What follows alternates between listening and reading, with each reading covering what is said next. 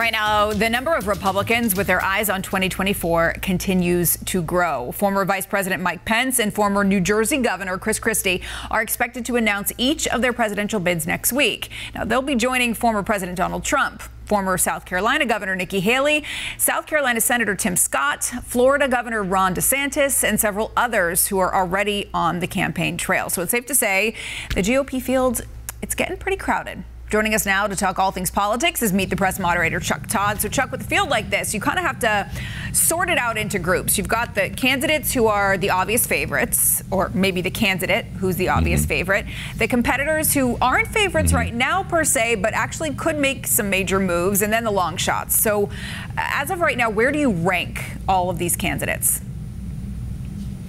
Oh, wow. Okay. You want me to look? I think you got DeSantis and Trump are in one category, and Trump's much farther ahead. But they're sitting in double digits. Really, nobody else is. And then that sort of next row of people that could I envision a scenario where they pulled this off? I'd probably put Tim Scott in that category. I'd probably put Nikki Haley in that category, and that might be it. I would put I put Mike Pence in long shot. And I put it there because there's a lot of Trump supporters who've decided never to forgive Mike Pence. And what I'm trying to think of is what candidates, not named Ron or Don, right? Ron or Don of the field. What candidates not named Ron or Don could win over some of these cultural conservatives that like DeSantis, or some of these MAGA Republicans that are big with Trump.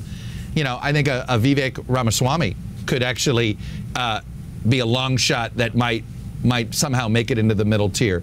But I think he could actually end up doing better than a Mike Pence. Again, simply because of this bitterness that sits there due to January 6th with some of the MAGA wing of the Republican Party. And then Chris Christie is sort of, then there's the category of folks who are running to send a message. They're not really running. They know they can't win the nomination. I think Christie knows he can't win the nomination.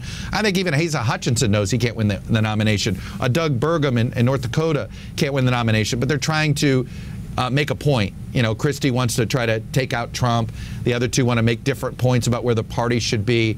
So I guess if you're asking me to put him in those categories, I think there's really only, right now, I only see 4 candidates who I could envision having a better than 3% chance at the nomination.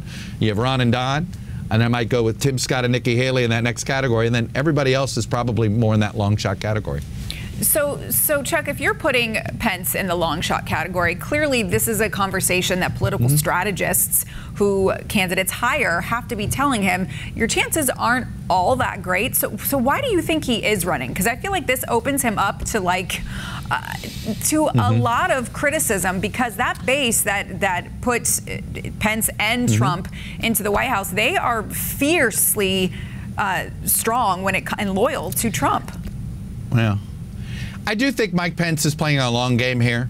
I've talked to some folks close to him. I think Pence believes at some point the party is going to get over this fascination with Trump, and that his brand of principled social conservatism he wants to still be a leader of that movement. I think not running would probably deal him out of ever being a leader of rebuilding the party post-Trump. So I do think there's some of these candidates who want to be in the conversation after Trump goes away, because that's what they're betting. Either he gets the nomination, loses again, and that's finally it. And I think that's what Pence is trying to do. I think he's trying to carve out a leadership space in the social conservative space.